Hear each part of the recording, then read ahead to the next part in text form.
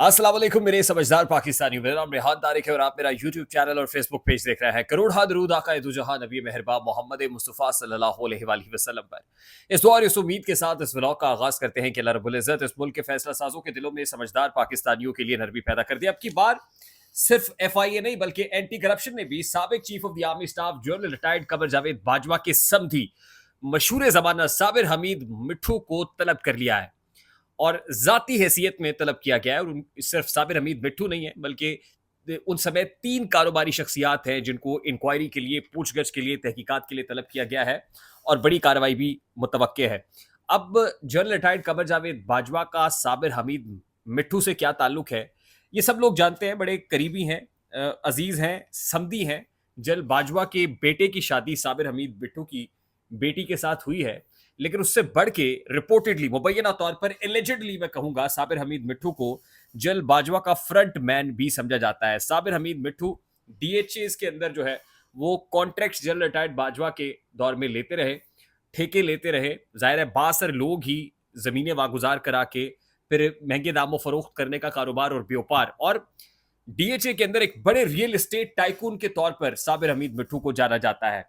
अब उनके bank accounts की डिटेल्स, इससे पहले FIA की कार्रवाई और ये क्या हुआ, ये सारी चीजें आज के व्लॉग में आपके सामने रखेंगे। लेकिन उससे पहले गैर मामूली पेशरफ्त आज अदालतों में हुई है, एक इस्लामाबाद हाई कोर्ट के अंदर और दूसरी सुप्रीम कोर्ट ऑफ पाकिस्तान के अंदर। सबसे पहले इस्लामाबाद हाई कोर्ट से मैं आपको बता दूं कि जनरल रिटायर्ड हफीजुर रहमान साहब जो चेयरमैन PTA हैं, उनके अगेंस्ट कार्रवाई का इंदिया आज जस्टिस बाबर सत्तार ने दे दिया है। Justice Babar Sattar audio leaks की जो इंक्वायरी है वो कर रहे हैं, जिसमें साबिक chief justice of Pakistan justice Saqib Nisar के साहबजादे जस्टिस जो नजमुल साकिब है वो, और बुशरा बीवी की जो ऑडियो लीक्स है उन पर तहकीकात हो रही है। और ये तहकीकात एक लंबे अरसे से हो रही है, गुज़श्ता 1 साल से एक ही सवाल पूछा जा रहा है, और वो डोमेन ISI की ऑडियो टेपिंग के हवाले से क्या है।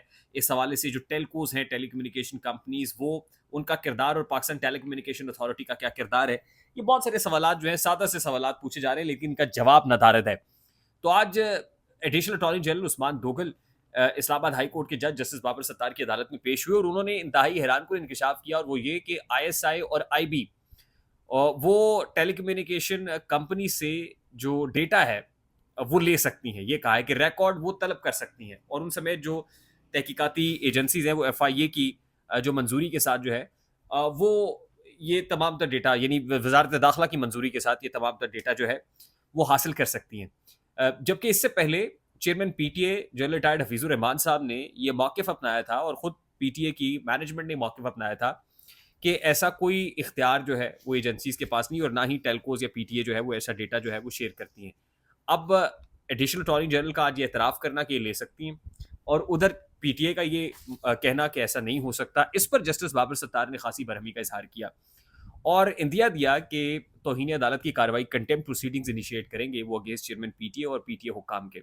और चेयरमैन PTA कौन है, वो भी एक रिटायर्ड जर्नल है, जनरल रिटायर्ड हफीजुर रहमान साहब। तो इस हवाले से खासा इंटरेस्टिंग रहा ये मामला।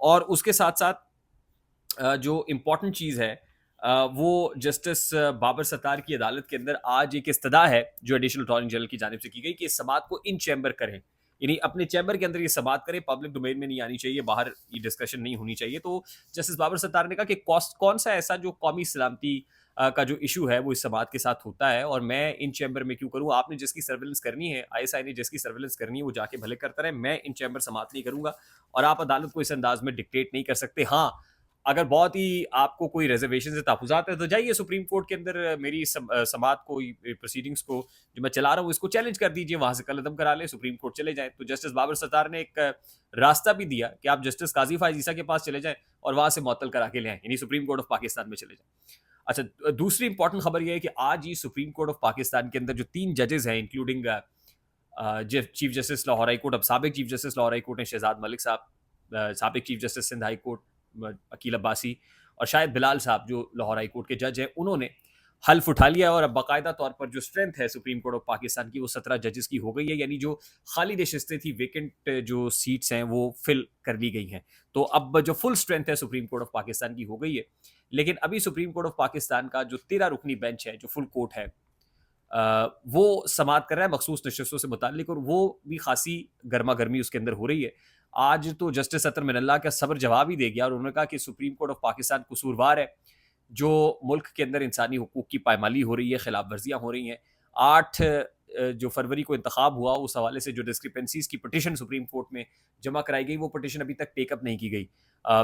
काफ़ी तल्ख़ कलामी भी देखने में आई। Chief justice justice Qazi Faiz ईसा की जानिब से जब कुछ कहा गया, तो जस्टिस अतर मिनल्ला बीच में बोले, तो जस्टिस काज़ी फ़ाइज़ ईसा ने कहा कि जब आप बोलते हैं, तो हम आपको पूरा मौका देते हैं, आपको सुनते हैं, तो आप हमें भी बात करने दीजिए।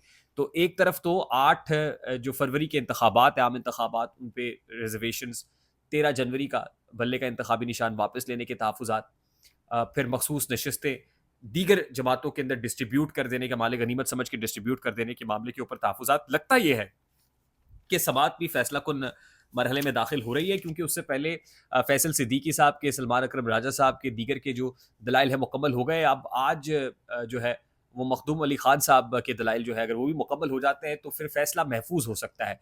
लाइकली फैसला आज भी सुनाया जाए, लेकिन अगर दलाइल जारी रहते हैं, फैसला महफूज होगा। यानी समात कंप्लीट होगी और फेट डिटर्मिन होगा।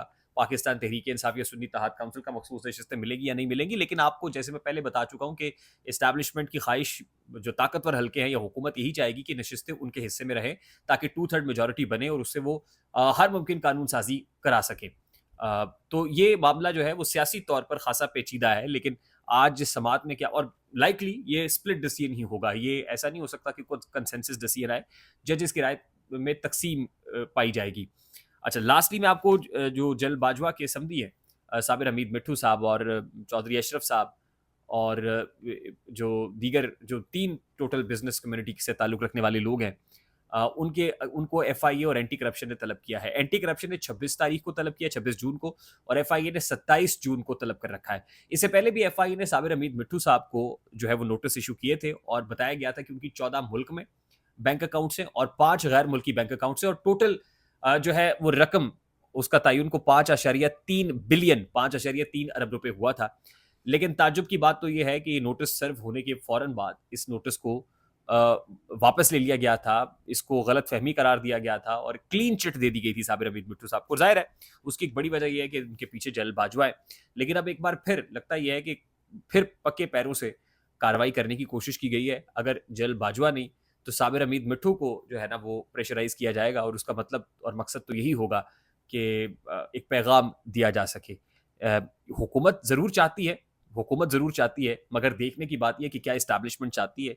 और जहाँ तक मेरी दानिश में मेरा ख्याल है, इस्टेब्लिशमेंट हरगिज़ नहीं चाहेगी कि अपने साबिका आर्मी चीफ की जो फाइलें हैं वो खुले, या उनके खिलाफ कोई तहकीकात हो, क्योंकि फ़ौज अपने साबिका चीफ को भी प्रोटेक्ट करती है।